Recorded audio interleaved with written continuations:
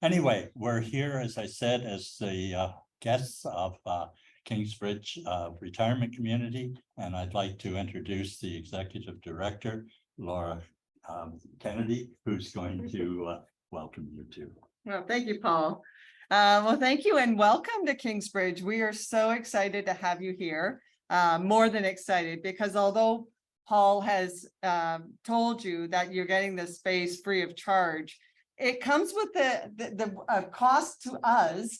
The cost to us is the fact that we are able to offer to our residents some lifelong learning opportunities by really having some great education lecture series here for our residents to also participate in, and opportunities if they wanted to be a member of the Historical Society to join that as well. So we are really excited to have a partnership in this way with the Historical Society. And we welcome you here. And I do thank you for your patience in doing the rapid testing with me. I told you it would be painless, and everyone has passed.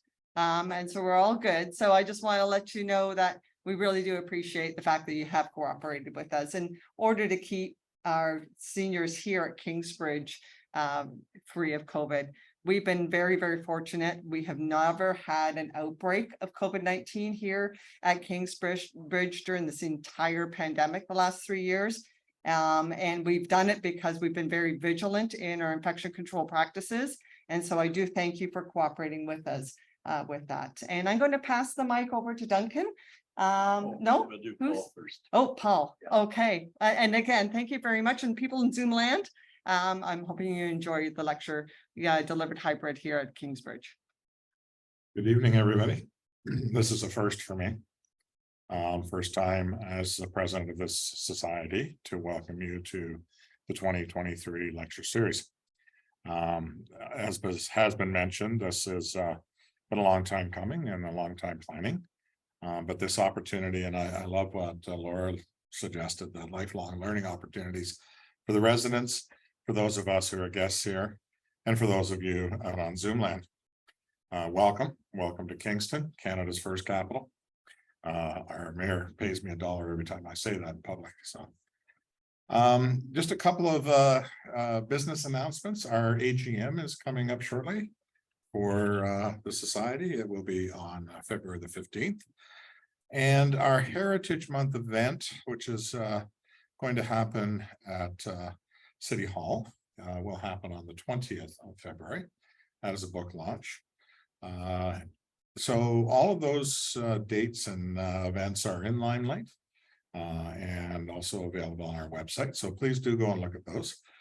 But you're not here to listen to me. You're here to listen to the reads and the wonderful story of this incredible family business. So enjoy, and Duncan, you may now have the mic. Thank you, Paul, and welcome all of you to the first of our 2023 lecture series. The subsequent lectures are on our website, and we'll keep you informed of them. Welcome to those of you in Zoom land.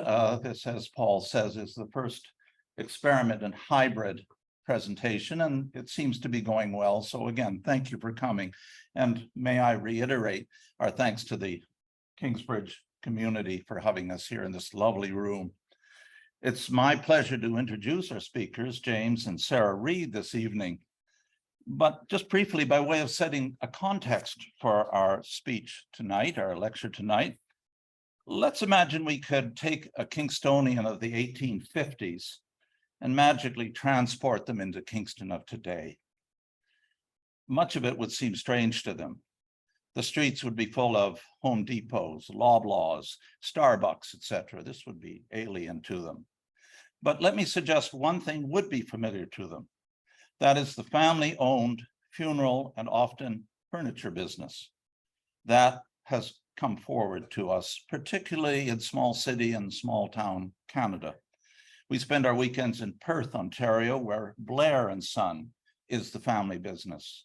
On the way there, we go through Westport, where the Lyon family run a funeral home and sell furniture. In Ottawa, Halson Playfair, the list goes on. But in Kingston, we're particularly privileged to have a very long-standing company, the James Reed Funeral Home. 170 years has been shepherding Kingston through the comfort and the sadness of death, and doing it in a very fine fashion. We're joined, first of all, by James Reed, who is the fourth generation in this family. James is a graduate of Queen's, this is not a plug on my part, and a licensed funeral director. He has been a prominent force in Kingston community life, serving on many, many community organizations, ranging from the JCs and the Chamber of Commerce.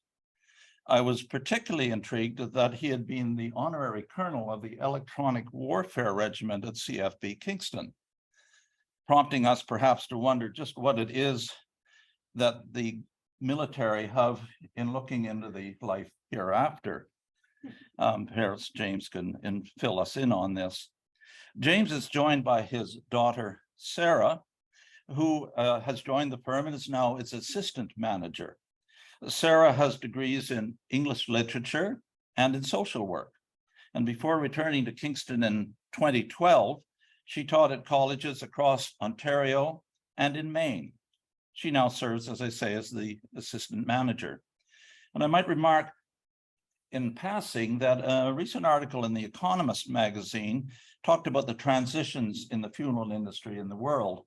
And one of the striking things to me was that 70% of the new entries into this industry are women.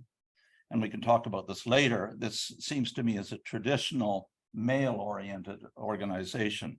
So Sarah is perhaps a pioneer in this sense. So now that we know our speakers, let me invite them up to tell us about their fine company. Hello, everyone. I'm Jim Reed, as I've been introduced to my daughter, Sarah. I want to thank Duncan, Peter Gower, Paul Charbonneau, and Paul Van Est, and all the Kingston Historical Society for inviting us tonight to tell our story. And special mention tonight should go with Bill Patterson. Sorry, thank you. I'll put this up here. Is that a little better? Yes. Okay. Bill Patterson, Brigadier General retired Bill Patterson, sitting in the front here, is distantly related to the James Reeds by way of his great-grandmother. Lisa married my great-grandfather, the original James Reed. So that's quite a connection. Okay, I'll try to keep this focused in this direction. Okay. Did you catch that about Bill Patterson's relationship? Bill Patterson, sitting beside you, is distantly related by way of his great-grandmother married my great-grandfather, the original James Reed. And Bill has done more research in the Reeds than I have. We are very pleased to be here tonight. We do want to start with a caveat that we're not professional historians. We have how do you call it, an active practice. It's a daily practice, and going through the history that Bill has provided us and that my dad has shown me over the years, stacks and stacks of scrapbooks and articles in my grandfather's memoirs. I have felt not the weight of history, but but it does sort of feel like I'm walking on the shoulders of giants to be here after 169 years. Tonight, we tell our story, that of where James Reed Funeral Home came from. I have three hopes tonight: to entertain you with some good history, not to flub up, and to expand our communal comfort with this very topic of death, which is what we, how do you put nicely, deal with every day? No, it's comfort people with. Really, the secret to our longevity, though, is not how we see ourselves. And I do know that historians are talk always about who is the one who's telling the story. History is always told according to the victors, right? Well, we don't want to just tell our story. So I give you three anecdotes of how people see us that I'm aware of. The first one is a story my dad tells me of going as a young man to the door of a police officer to give the door was opened by the police officer's wife and to give her a pillow, a brown pillow, in thanks for her husband's police escort of the funeral procession. She groaned and said, "Not another one." My great-grandfather Fred was very generous in these ways, but perhaps not creative with anything other than brown. The second anecdote is I take care of our Facebook page, and if you know anything about Facebook, we're pretty impressive. We have 1,400 and something friends. Well, you wonder how people see us in the Philippines. 667 of those think that we're a pop star. Little known to us is that James Reed is a pop star in the Philippines. So even though I sometimes write them and message them and tell them that we're a funeral home in Kingston, Ontario, Canada, I'm sorry, they don't unfriend us. So we look really good on Facebook. Now, the third anecdote is a poignant one. Just last week, Dad was tapped on the shoulder by a woman at a celebration of life. And she said, "You won't remember me, but when my son died, when he was 18 in 1969, you helped me." And they compared notes, and actually Dad did remember her son. But what she said really was quite amazing. She said that, "I think of you every day, as a mother does who's lost their son, because I remember you sitting me down on a bench. I don't remember what we talked about, but I remember how caring you were." So just a reminder that, as I struggled to use the right verb, what we are trying to surround every day is a very difficult reality of all of our deaths, of those that we love. So as I said, our hope is that we get a little more comfortable through talking about it. Now, we have I believe that we're known to the Historical Society, perhaps many other ways through my dad, but most recently because we've had some videos, or rather ads on CKWS, and they capture our history in a nice way. I'd like to play a 3-minute version for you now.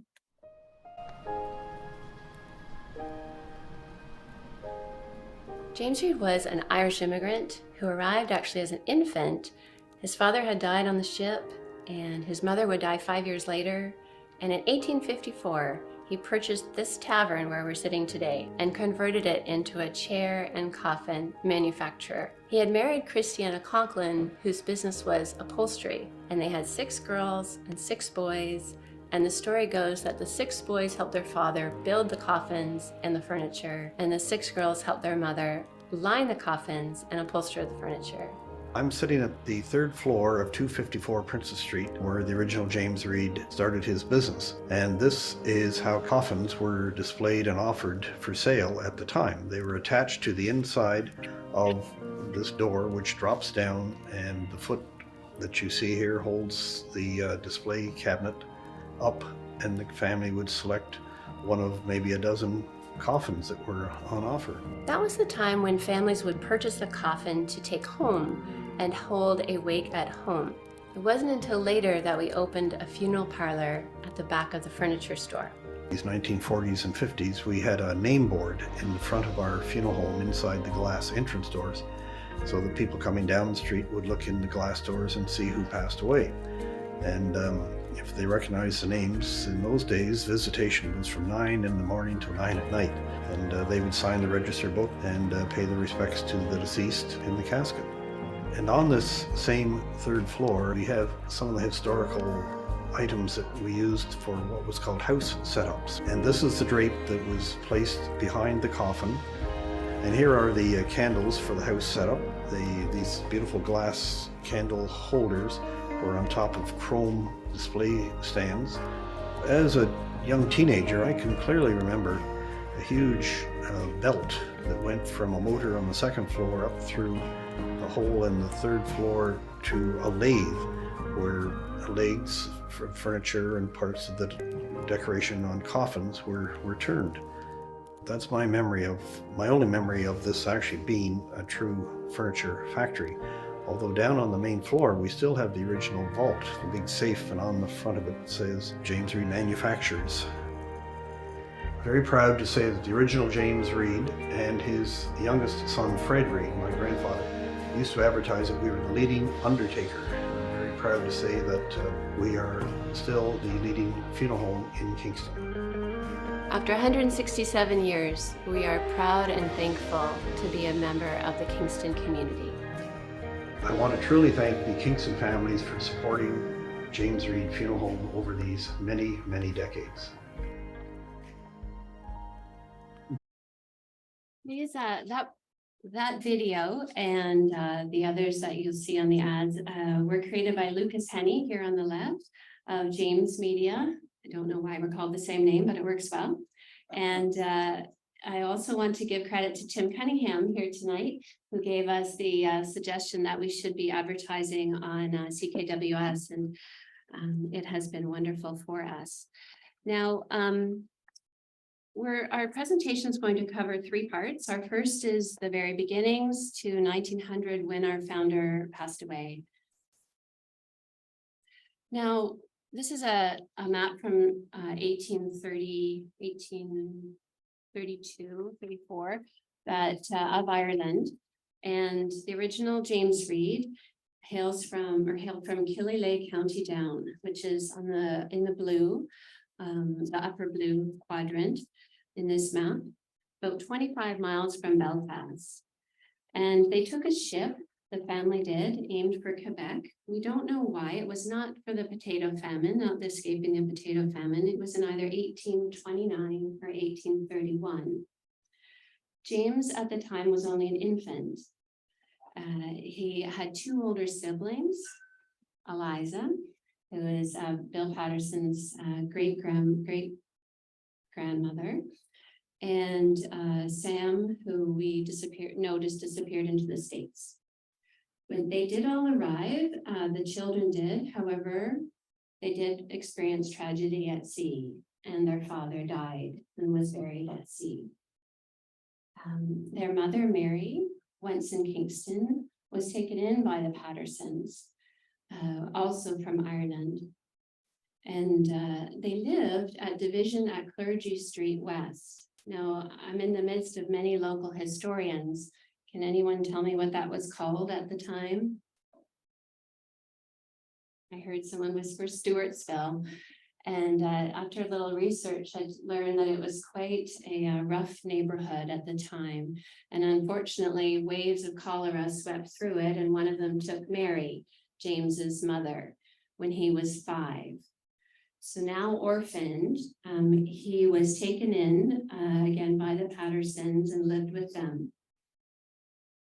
And later, his older sister would marry William Patterson. And at the age of 5, he was always living with them. Now, this is a picture of Bill and I about 5 years ago with our history in hand, comparing notes. And again, I find it really marvelous that we're here at this moment in time in Kingston, Ontario, and this learning about all that comes before us. This picture is the Conklins. They were the parents of Christiane Conklin, who married James Reed. So we can go back to the generation prior to the original James Reed. The Conklins were upholsterers and also from Killyleagh, County Down. It's quite amazing. So young James, my great-grandfather, the original James, met Christiane Conklin, who was a trained upholsterer.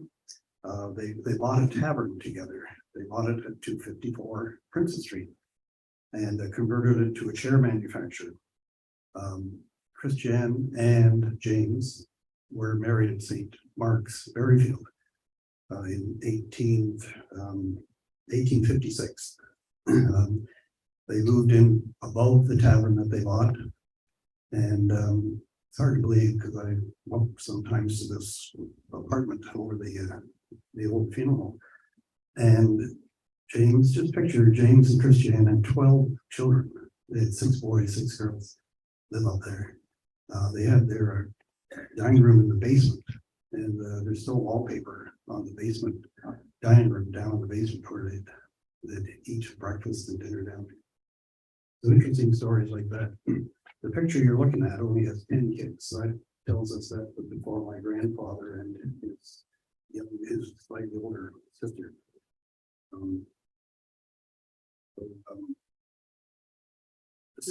This picture is taken in what we still call the courtyard downtown, where we line up modern vehicles instead of horses and buggies. What's interesting here is just above the porch is the third floor with double doors where wagons used to be carted up for repainting and repairing and then brought down again. And James, as we referred to, was a cabinet maker. And in those days, a cabinet maker built coffins and furniture. And as the ad said, the women in the factory lined the coffins and upholstered the furniture and then did all the woodworking. So when you think back in those days, we were actually quite liberated to have women full-time and very active in the little furniture factory. Yes, we've already talked about Blair and Westport having the same combination. Okay. And a combination of furniture and fuel, just like James reads. As the family grows up, this next picture, this is the picture with the 12 children in it. In the lower right is my grandfather, Fred Reed, and in the upper left is Robert Reed, the eldest.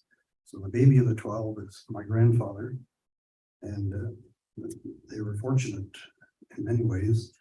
So like Robert will tell you how that happened in a minute, but Robert carried on his business, and Fred carried on our business. This is on the back of that picture are notes that my father and myself have written down as we've learned different stories about the Reed children and James and Christiane.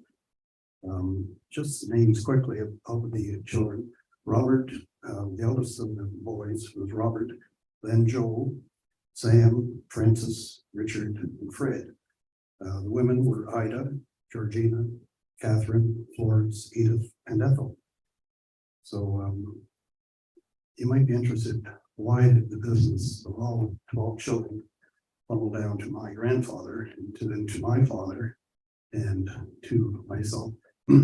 I should back up a bit. My brother David is active in the furniture store, so he and I are the partners. But you see him in the furniture store, he's not in the funeral. But apart from Robert having children, Joe had no children. Sam had 2 daughters, and Frank had a girlfriend until he was 75, married her. She promptly dies. And then my grandfather Fred had this huge debt of paying off because she inherited Frank's estate, and my grandfather had to pay Anna Lyons her share of the business. Richard had no children, and Fred, my grandfather, just had one child, which was my dad. So just funneled down that way. And in those days, the women, no matter how many kids they had, none of them inherited or worked in business. So not so liberated. Not In Cadrockway Cemetery at the original James Reed family tomb, pardon? Thank you, grave plot. This is a interesting story. This is one of the daughters, Catherine Reed, known as Katie. And she married Joe Hanley at St. Mary's Cathedral and had 2 children, Jim and Olive. And then she died at 1891.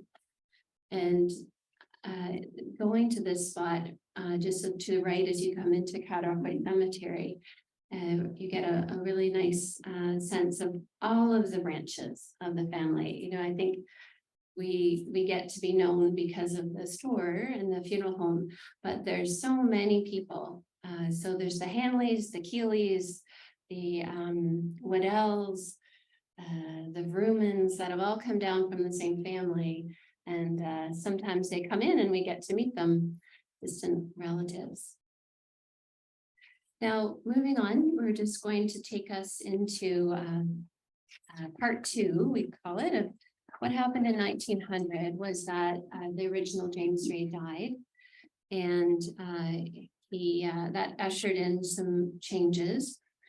And the rest of this time was led by Fred and James W. Now, I found this very amazing photograph in our scrapbook, and I believe it's of 4 generations. I only know for sure that the lady sitting down on the right is Christiana, who was Conklin, who was Reed, the mother of the 12, and her eldest son on the left, Robert J. Reed. And as he looks a little older than the woman standing, I'm wondering if this is 4 generations, where you have great-grandmother, grandfather, daughter, and child. Now, the Robert Reed story just must be addressed because it's a part of the Kingston lore. Is the question that we get a lot is, oh, you're the funeral home downtown, aren't you, the Reeds? And the question has been answered in some ways over the years in different ways. And I'm honored to be able to show this photograph with the permission of the current Robert Reed, who is center in that photograph, along with his sister Peggy Reed. And there's my dad, of course, and myself, and Dave Reed. And just to clarify how we've all become, how it works now and how it worked then, the original Robert Reed was the eldest, as we've said, of James and Christiana. And when his father died, when their father died in 1900, he already had 8 children and 11 siblings. So that would take a lot to support by way of a business. So he went down the street and opened an identical firm and continued on there. And Frank and Sam and Dick and Fred continued with their mother at James Reed, I'm sorry. Now,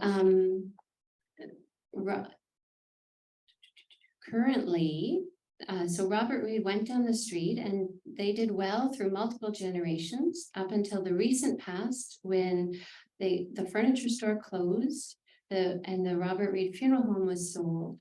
Currently, Peggy runs Reed and Simonson, an interior decorating and furniture store, while Robert has left the funeral business and he runs Reed's Properties, quality Queens housing with responsible management. So I just wanted to bring up that part, even though it's really not our story to tell. Almost, Dad says it's not daily, but it seems that we're often getting phone calls at least once a week that are part of the confusion between Robert Reed and James Reed. So we are no more connected. There's no connection between James Reed and Robert Reed. This lovely photograph is of the James Reed women. Christiana is the far left, and she became a director of the company after her husband died in 1900.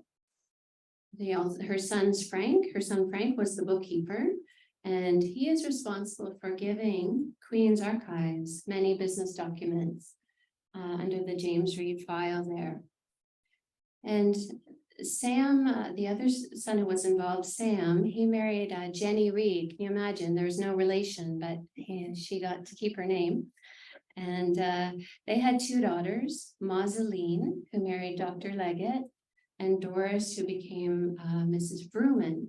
And there's a Vrooman now today who's the same age as Dad, living in Kingston. Fred, my great-grandfather, married Ethel Wilson and had 1 son, James W. Okay, we're coming into Fred's time. This is Fred as a young man. And he took over when his brother Frank died. What we know about Fred is he was a very warm man. He attended St. James Anglican Church. And one of his proclivities was that he insisted that all indigent people be buried in a suit. And he or his brothers or his son provided the suits. Just to follow up on that story, again, my grandfather, to give the deceased respect, even if they couldn't afford a suit, he provided a suit. And the other element of respect was that staff person would have to stay with the body overnight in the parlor or when it was set up in the chapel. This is at the downtown chapel. And the term was crying. The term crying. I can remember clearly when I started, who's crying tonight? And everybody looked at each other. Nobody wanted to stay overnight again, but somebody ended up volunteering or being volunteered. And that term, you know, and I know the history of undertaking. Who's crying tonight? I can still remember that. So I want to tell you, I'm going to sort of morph off a bit into the furniture department. Downtown, if you come into our furniture store downtown, take a serious look around. Beautiful tin ceiling, and at the far end is a stage. And because we in 1922 bought the Orpheum Theater, it was built in 1910, was a very active and successful vaudeville theater. But in 1922, there was 3 reeds, and my grandfather, Frank and Sam, 3 boys, and their mother was still alive, and she died in 25. But this is 1922 that the Orpheum was bought. I've got the deed, and quite nice to see that. So this picture of in today's environment, to buy a piece of property that big, they were quite the entrepreneurs to make that commitment to expand from just next door into this large Orpheum Theater, which has a huge second floor as well. And then there's a bit of a third floor with an apartment. So that's the story of the Orpheum Theater. But you should come in just to look around. I'd like to say a piece of furniture, but just look at the stage. It's still there. The orchestra could light this beautiful piece of lead glass in the moon shape. Another story is the James Reed ambulance service. In those days, funeral homes ran the ambulance service. And when I started, I think it was in 1948, Chrysler stretched car that had what they call suicide doors. The rear doors open backwards, and you can slide the car in and out quite easily. And had one red light up for the door, and a siren that you activated by pushing a floor switch. And we were transporters of the injured and ill. We weren't paramedics like Paul's system today. We were just delivery service for the injured. And I remember going to my grandfather's graves. We can do better than this, you know. What do you want, son? He used to call me son, even though I was his grandson. Son, what do you want? What do you need? I said, well, we shouldn't buy butterfly bandages. That's the latest thing, not just bandages, but butterfly bandages. And he was sort of poo-pooing the story. Oh, we don't need, nobody else uses bandages in their ambulance. And he said, so, but to pacify his young grandson, who's got all these modern ideas, he gave a few bucks and bought some bandages for the ambulance. That was the extent of the first aid. But in those days, it was home weeks. I can remember some of the home weeks. I can still drive by some of the homes and picture trying to get the casket in the front door. And there's one home on Lower Johnson. We actually had to put the casket in through. We had to take the window out. That's how the funerals were done in those days. The casket was taken out with the body. And so I should go back to just the ambulance story quickly. We used to charge $6 for an ambulance call. And when we sent the bill out, we hardly ever got paid because the person who we sent the bill to was a patient. The patient's response was, well, I'm not going to pay you because I didn't phone you. I remember that clearly. So, remember hanging my clothes because I would be on call at night to run the ambulance, you'd be at home and jump into your clothes or rush down to get the ambulance and then off to do the transfer. One Sunday morning, it was the morning when the one-way streets changed from two-way Johnson Brock into one-way. And I can remember going down to the hospital and purposely driving on what was the day before the wrong side of the road. And felt so strange to be driving on the wrong side of the road. Right, I'm gonna read from my grandfather's memoirs about Fred. And this story was called Father Was a Funeral Man. Father was a funeral man. He got his name from the Wolf Island farmers. Father never liked the word undertaker. He never swore, but when he got through with his famous "I never heard of such a thing in all my life" speech, the culprit who dared blaspheme the words funeral director ended up subdued as the rawest recruit before the toughest regimental sergeant major. "You gotta use physiology," he later told me, instructing me in the funeral business. Father used to kill the King's English, but regardless of his pronunciation, his sincere manner and look brought comfort to hundreds of bereaved families. Looking back, I believe Father gave so much more of himself than ever was expected. Years after he died, I would hear repeated so many times, what a wonderful man he was. He had little formal education, but he was a prodigious reader. His discussions on politics, economics, and world news were really orations that brooked no rebuttals. He was a religious man. He himself was living proof of the power of prayer. Every morning, noon, and night, he would kneel beside his bed and pray. "This is what gives me strength," he would say. And up until his stroke, at a ripe old age, he could work any man under the table. I remember Father meeting R.B. Bennett, Canadian Prime Minister, in the early 1930s, on the steps of a church. They resembled each other in their bowler hats. They must have impressed each other because they held the funeral up until they were ready to stop talking. Mourners and friends just stood around and gawked while these two men defined the ills of the world. In the 30s, our funeral home was really just a large back room behind our furniture store. It was generally filled with furniture that was taken out to make room for the folding chairs and the catafalque, a fold-up table covered with wine velvet on which the casket rested, as well as a fold-up wine velvet background. There was a pump organ in the corner and 2 9x12 carpets that were laid out on the floor side by side. Next to this room, towards the front door, were rolls of linoleum. The price lists were tacked onto the funeral home swinging doors. Nothing was thought of this, or the fact if that we were selling linoleum, mourners had to gingerly step over and around us. From there to the front door was an assortment of furniture, beds, and mattresses. In the middle was a small office for Father.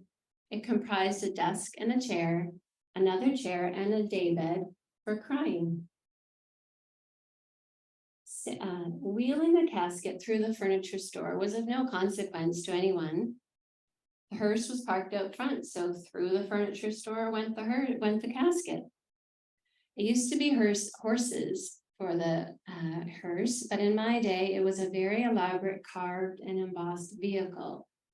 It was in the video. It was my father's pride and joy, known as a henny. Finally, Father's also, he was not quite he was a terrifying driver, I understand. Father's old Studebaker led the procession, followed by the pallbearer's car. And Father would drive right down Princess Street. He could have taken lots of shortcuts, but he liked the glory of the hearse. And the ministers were terrified of him because he'd go right through gates. Here is a horse-drawn carriage in the rear of our downtown building. This would be what today we would use as a family limousine to take the family. And these in the middle, you'll see some lamps on the back of the carriage, and those are in our downtown furniture store today. Now, this is Dad's dad as a young man. James W. in his embalming coat in the alleyway. And we now move to the 1960s to the present. We're getting towards the end. There you go. Yeah, you see things up there. So what you see here, my father in 1948 built the chapel that you see, and a parlor, 2 parlors, and put angel stone on the front of 254 Princess Street. And when I started, my big contribution in 1967 was to put in a window air conditioner. There was no air conditioning prior to that anywhere in Ontario. Everyone, the poor congregation just suffered in the heat. So we put in a window air conditioner. It was the first for Kingston. And we did lots of advertising. If you read this ad, newly air conditioned. I can remember pushing that feature in every ad we could. Now it seems just so common sense.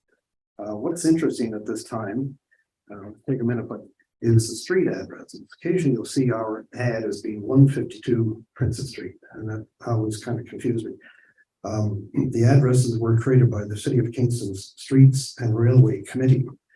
The 1867 city directory has James Reed as the chair and cabinet manufacturer, with the business residence at 152 Princess Street, which is incorrect. But to accommodate new buildings, addresses were changed. And a good example of that is our funeral home on John Counter Boulevard. For years, we were 900 Counter Street, and our address today is 1900 John Counter. So the city simply needed more addresses to accommodate the new buildings along Counter, so everybody had their addresses changed. Phone numbers are interesting. From 1887 to 1942, our phone number was 147. And from 1942 to 56, it was simply 3022. From 56 to 62, they added Liberty. You might remember that name, Liberty, and phone Liberty 8 3022. From 1962 to 2006, the word Liberty was dropped and replaced with the digital 54. So it was the same number, but 548 3022. And then from 2006 on, that's when the 613 area code came into play. So it's interesting to follow not just addresses, but phone numbers.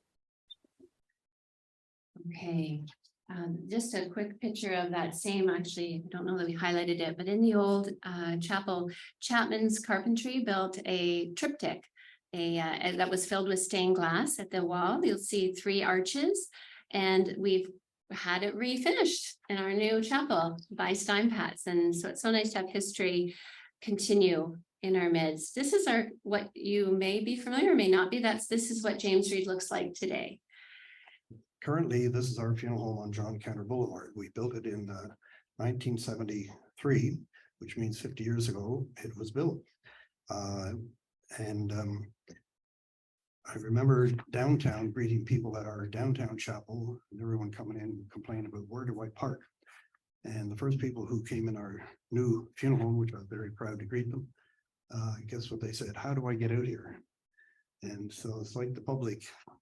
Anyways, it was just disheartening to be greeted with a complaint front door. The funeral rituals that were known throughout the 70s, 80s, and 90s were pretty much the same. Every funeral was the same, had visitation, chapel service, and even the clergy's words were the same. But today, every funeral service is beautifully crafted for the individual. It's very personalized. I like that a lot better. Burial in those days was the most popular form of disposition.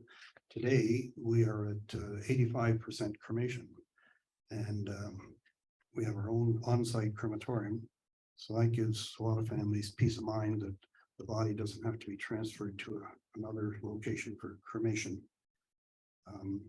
In 1988, we opened our reception center. In 1990, we closed the Princess Street Chapel.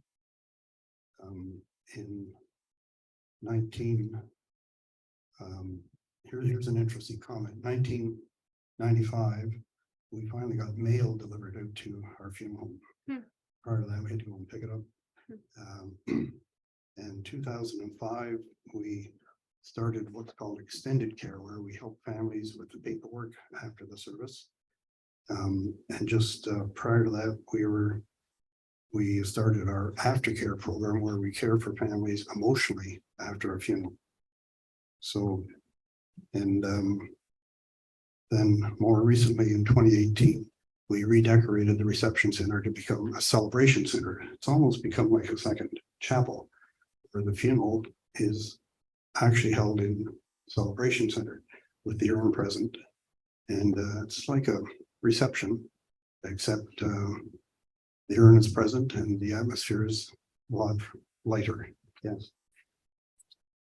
Inside of our funeral home, we have what we call our wall of fame, and I just wanted to introduce to you my aunt, Barbara Reed, who passed away early, and she was part of the funeral home for 20 years, and you'll see her father to the left. So this is the second Reed plot. The Fred is in the back, James is on the right, and Barbie and her mom are in the front. And I like to walk in the Cataraqui Cemetery. These photos were taken on my lunch times, and I find it a very beautiful spot, and there's so many memories and so many connections. So this slide doesn't look right, my apologies, but this is our current day staff, and we just wanted to highlight that because it are these people that keep us great, give the families the service that they need to honor their loved ones and be taken care of. And we look forward to many more years. As we say in the video, we're very aware that it's the community that keeps us going. Thank you so much for inviting us here today. I hope that it was interesting for you. Sarah and Jim, thank you very much. You've given us a good lesson in what you call community comfort. And of course, death is something that is unavoidable in life.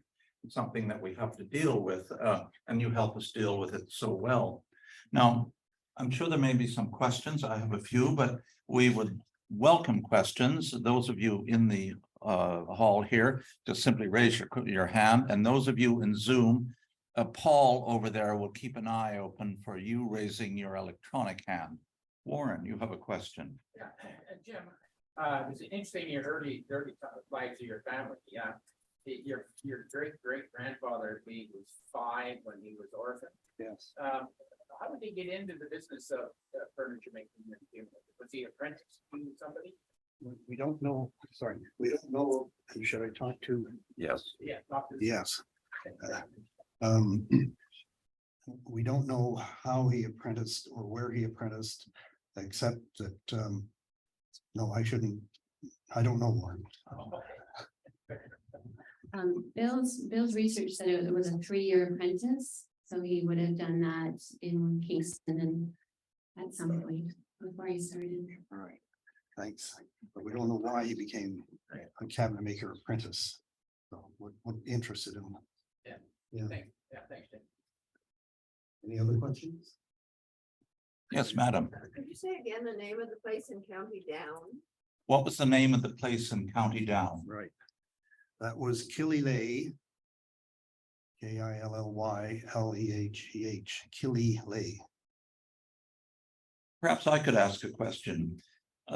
Sounds a bit grim, but I wonder if you could comment on the nature of death as it has changed. When the home was opened in the 1850s, as a deeply religious nation, people rather grimly or darkly looked at death. You've seen the famous tombstones where, you know, the finger points upward and you're not sure where they're going. We now live in an age which is by and large secular, and you mentioned that word celebration. We often go to funerals now and they're styled as the celebration of life. That's a very big question, I know, but how would you comment on the nature of death and how we cope with it and how your firm caters to that? Thanks, Duncan. So yes, there's been a big evolution in the way we respond to death. And it has to do with the kind of death. Celebration works very well if it's an anticipated death. Celebration is simply, as I mentioned earlier, almost like a reception, except the ashes are there, the body's present, but otherwise you could be at a wedding reception. It's that kind of lightness and atmosphere with food, and frequently there's a speaker who gets up in the middle of the reception and says a brief biography of the deceased. And it's cute. One minister told me when he wished that funeral directors could, when they talk to the families about eulogies at celebrations, that we could tell the family, tell whoever's doing the eulogy not to lie. If you've been to a lot of the funerals, some eulogies, you wonder who they're talking about. They're so elaborate. And this minister is starting to rub them the wrong way. I won't name them. But so I'm not answering your question, Duncan, very well. So the funerals have become more informal. A lot of it has to do with lack of spirituality and churches closing, a lot of people not going to church. So in turn, they don't need a formal chapel or church service, which then leads to where can they have a gathering and still pay respect to the deceased, but in a much lighter fashion. And that has led into these celebrations where you're celebrating the style and quality and what the person contributed during their life, instead of the religious part of praying, as Duncan said, praying for the deceased soul. You don't hear that much anymore, even in Catholic churches. Frequently you do, but everything is the big change, which I support, is that it's geared for comforting the living. Traditional funerals, the focus was always on the deceased, and but now everything we do and friends do, neighbors do, is to support the living, which is a nice, healthy way to help the family.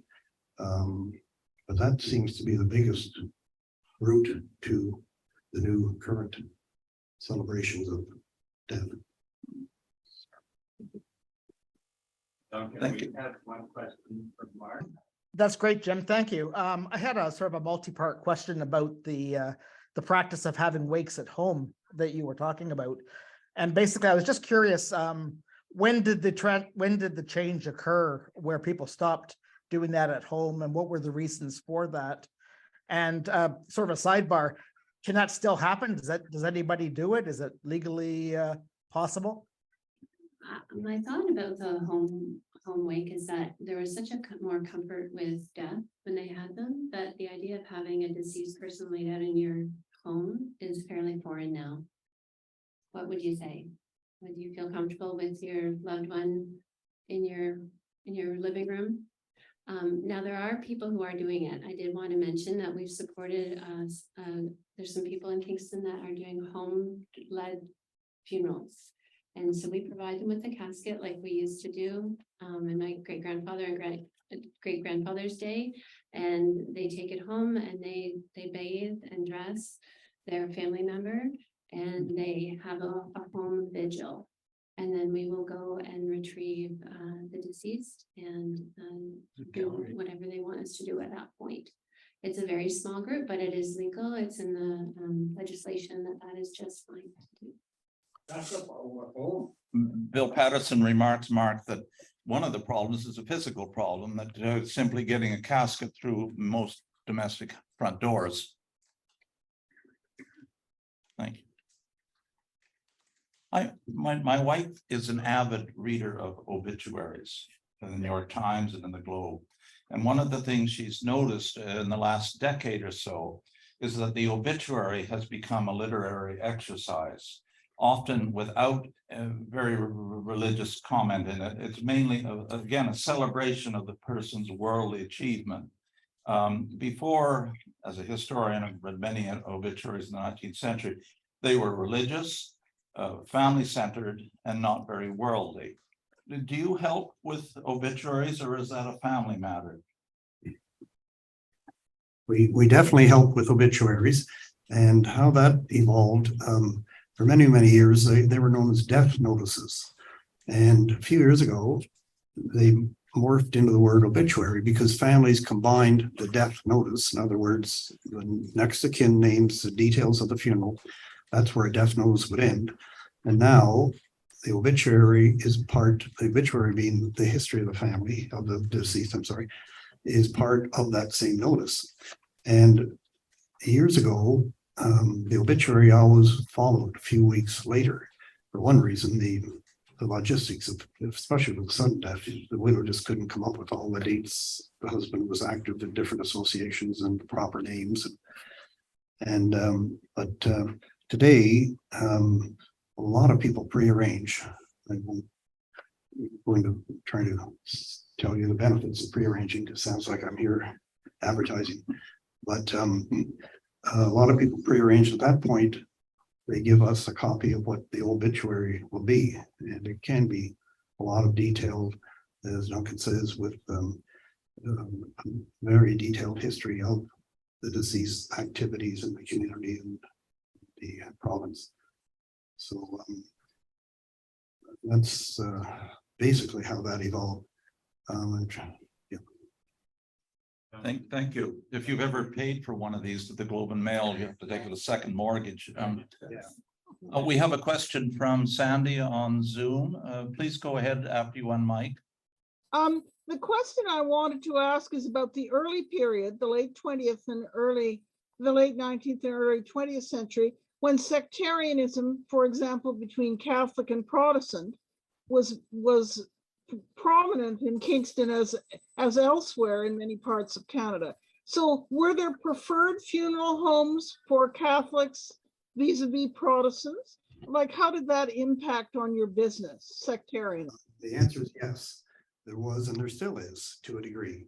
In a public speaking, I shouldn't even mention a competitor's name, but even though they're a nice funeral home, I don't know how to tell my story without naming it. Anyways, there is a funeral home in town that historically has looked after the Catholic families. Yes.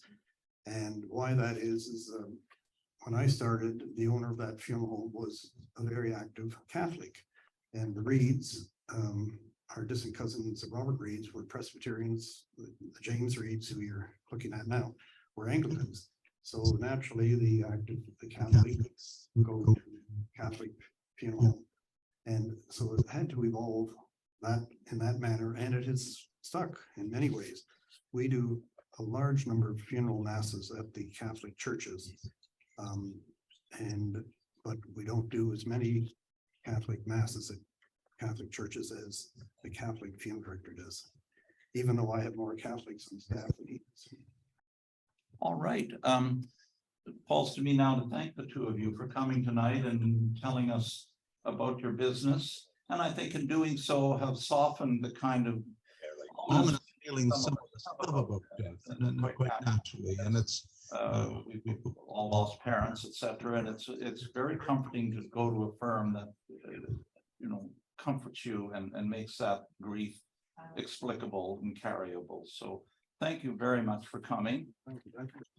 Let me just end with a few final notes here. Again, thank you all for coming. We have a number of things on the horizon, as our President Paul mentioned. February 16th, we have our annual general meeting, which is for members. It's a necessary thing, as you can imagine. But at that meeting, Dr. Tabitha Renaud, the very dynamic director of the Murney Tower Museum, which the Kingston Historical manages down by KGH, you all know the site, she will be giving us a wrap-up of the very many activities that the Murney Tower has, everything from children's parties to hosts of summer tourists coming to Kingston. Then on February 20th, as Paul mentioned, we'll be meeting with the Frontenac Heritage Foundation in City Hall and Memorial Hall to have a book launch for Dr. Robert Banks' new book on Fort Frederick. And it's not just a nuts and bolt military history. It's about the significance of that fort in the whole Great Lakes military strategy. So he'll be there to sign the book and give a talk. Banks is apparently a very good speaker. He's a graduate of RMC, a medical doctor who worked in the Canadian Air Force and then worked for NASA on the shuttle project, and particularly in the Challenger investigation after that space shuttle blew up. So as you can see, this man has had a very interesting career. That's on the 20th, Heritage Monday, in the City Hall, and we'll be serving an afternoon tea at that event. You're all welcome. Then we'll be back here on March 15th, when Dr. Matthew Barrett, who's a military historian from Queens, will be coming to talk to us about a new type of history. You may have noticed this in the bookstores, history depicted in a graphic comic book-like style. Much debated in the historical profession whether this is real history or not. Professor Barrett definitely believes it is, and has brought his talent in doing it to the story of Hill 70, the famous battle in World War I. So he will be here with plenty of illustrations of his work. That's on March the 15th. So for any of this, you can go to our website, Kingston Historical Society, the dates are there, and many other things, including our Limelight monthly magazine and our publication Historic Kingston, in which this talk will be published in the 2023 volume, will be also available. The 2022 volume is about to hit the streets. So once again, thanks folks for all coming. Thank you to our speakers, and thank you to the Kingsbridge Center for having us here tonight.